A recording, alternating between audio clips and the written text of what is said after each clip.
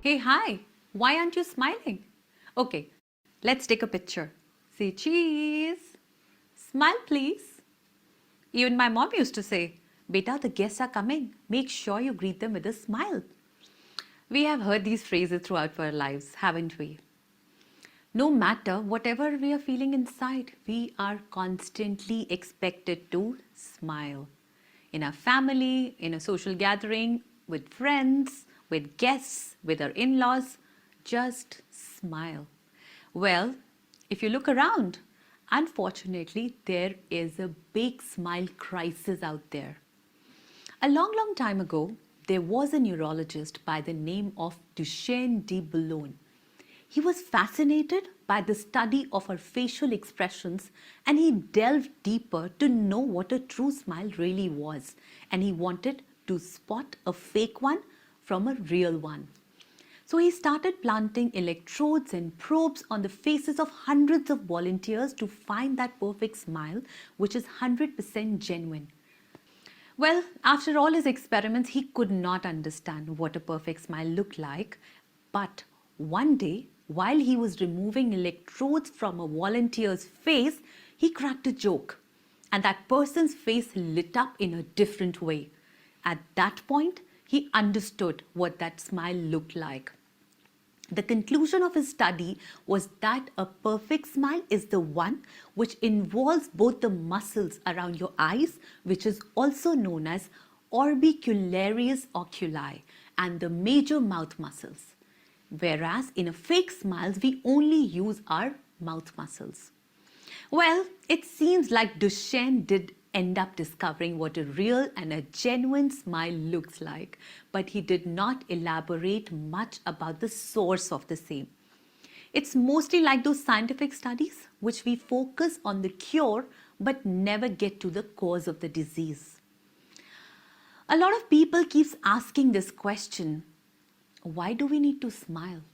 And when I looked up online, the medical researchers and literature says smiling boosts your mood. Your bodies release more cortisols and endorphins. Smiling often reduces stress, strengthens your immune system. Smiling more tends to make you a likable person in the room. You tend to make more money when you smile more. Seriously? Anything sells in this world cannot be right. I'm not talking imaginary, my friends. I also did a small experiment while preparing for this TED Talk. I started browsing through my old pictures, even almost 2 decades ago. I wanted to find that perfect picture which had that Duchenne smile in me. Surprisingly, the picture with perfect Duchenne smile on my face were clicked during the most happiest phases of my life. These pictures I'm going to show you right here. The first one that you can see, and I was on my honeymoon. That is a Duchenne smile. The second one, well, I was very scared. My son was doing paragliding and my heart is thumping with fear. And this one, me and my daughter had a first photo shoot. We both have this beautiful Duchenne smiles on our faces. While writing this talk, I realized that my Duchenne smiles were generated from external circumstances about something in my life which I truly wished for. However, as humans, we are forever chasing that happily ever after of the fairy tales told to us when we were kids. Once you get to the dream job, once you get the dream partner, once you get a dream house, a dream car, a dream vacation, you will be surely happy. But the happiness never lasts, nor do that Duchenne smile associated with it. It just comes and goes away faster than the effort it took us to achieve it. We might have taken years to accomplish something big in our life and we had that happiness and joy, but we don't even know how time just slips by. What does that mean? We will have to make do with the fake smiles until our next Duchenne moment comes. Is that unfair? And what about the others who are seeking to fulfill the same smile moments looking at us? We read articles that if you smile more, you can be successful. And then they look at us smiling, not knowing that almost 90% of the smiles are not even genuine. And they also start pulling up that fake smile. We, as a developed world, just to increase our so-called happiness index, have definitely been able to build more smiling populations by conditioning them. But are they really happy? Are they really joyful? Are they really feeling fulfilled? These are the questions that needs to be addressed at a much deeper level. Ever heard of a condition called smiling depression? According to a clinical psychologist, Dr. Hedy McKinsey, people with smiling depression often mask the symptoms they are experiencing. They could behave perfectly normal in front of you, but going through a storm of emotions inside them. This is the most dangerous form of depression, as it mostly goes undetected until it's too late. Who could have thought a superstar like Sushant Singh Rajput could have committed suicide? Or an accomplished actor like Robin Williams, Heath Ledger could end their lives at the peak of their careers? Smiles can be the biggest deception of your inner state. Smiles can conceal sadness, depression, jealousy, envy, greed, vanity, or any emotion hiding inside a person's heart. But we've always been conditioned. Look at the person who smiles at you, please smile back at them. You might see a neighbor or a relative or a friend around you would be smiling perfectly, but you don't know what's going inside them. Let's get back to the happily ever after situation. So happiness forever will always be the highest pursuit of humanity across generations. And it has always been in the past. In this world of instant gratification, does a more permanent, long-lasting happiness even exist? Well, yes, it does exist. In this world of millions of YouTube videos, there still exists that one book which will transform your life forever. In this world of instant partner finding apps, there exists that one friend who will listen to you and will help you feel reassured.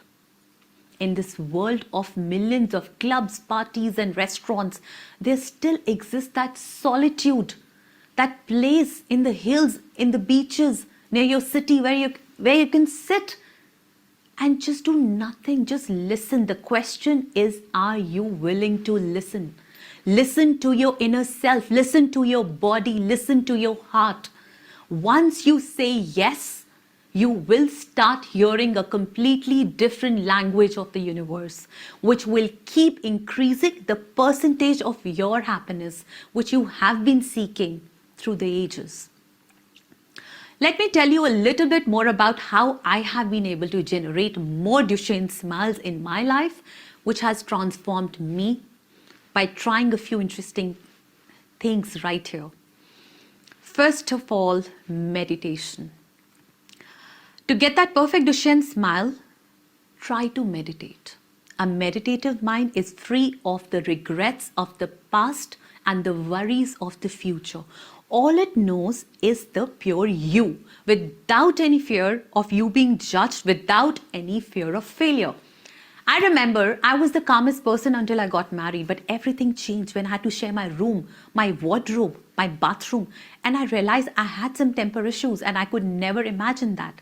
Thankfully, my husband introduced me to meditation and realized that this was something phenomenal. Every time now, wherever I am at the crossroads of my life, whenever I want to just think about giving up, I just start some deep breathing techniques. I sometimes chant Om mantra and I just sit and observe my thoughts. It helps me initiate that joy bomb in my heart, which keeps me happy and smiling for no reason throughout my day. Trust me, the entire world needs it. You feel that the world is like a rainbow full of colors, beauty and love when you meditate. Next is gratitude. We always attach our happiness, our smiles to our monthly sales, our GDP of the country, Sensex gains, and even some external or the other factor which is beyond our control. But how about the gifts we already have in life? I'm a designer. So a lot of things in my life do not go as per plan. My collections, my work. I do remember there was a tough time in the last 2 years when I just wanted to give up. I wanted to shut down. I did not know where things were going. The only thing that kept me going was gratitude.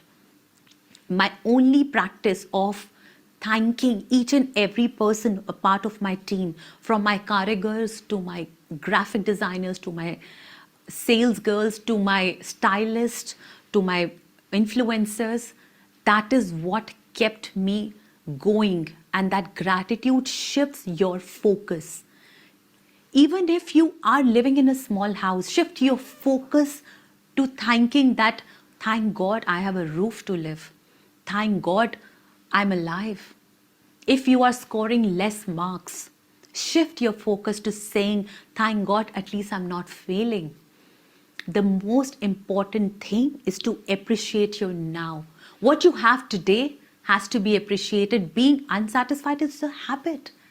If you can't appreciate what you have little, you will never be able to appreciate when you get a lot. Being grateful does not mean that you will not chase bigger goals. It clearly says that keep thanking your day and you start your day with a satisfied and a grateful heart. Success will always fill your head up, but gratitude is for the heart. So let's try this practice of gratitude. The next is compassion. Are you able to treat your house help and a family member the same way? If your answer is yes, you have achieved the highest form of happiness in your life. The process of knowing yourself will only make you realize that you are no different than anybody else in the world. I do remember having a compassionate heart for my clients, even for my team members, is what keeps me happy.